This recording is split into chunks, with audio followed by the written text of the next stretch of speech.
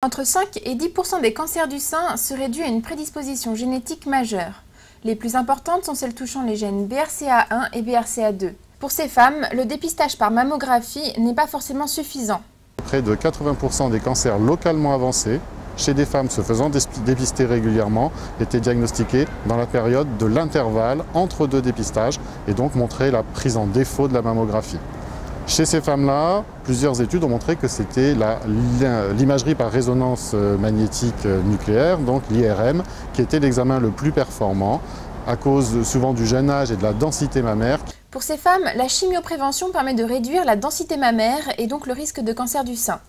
Là encore, l'IRM est utile en évaluant l'efficacité de ce traitement préventif. L'IRM serait un bon moyen pour suivre la régression de cette glande sous traitement chez les femmes qui sont atteintes d'une mutation qui prédispose au cancer et donc qui éviterait de réaliser directement une mastectomie prophylactique, c'est-à-dire enlever le sein contralatéral pour éviter la récidive d'un cancer.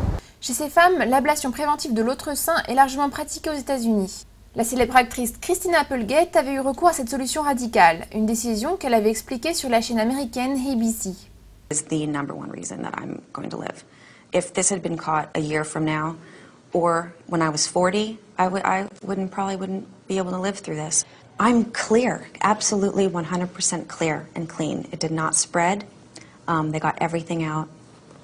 So I'm definitely not going to die from breast cancer. En France, cette pratique reste beaucoup moins répandue. La mastectomie a été très largement utilisée en traitement prophylactique dans les cancers du sein avec mutation génétique prédisposante aux États-Unis.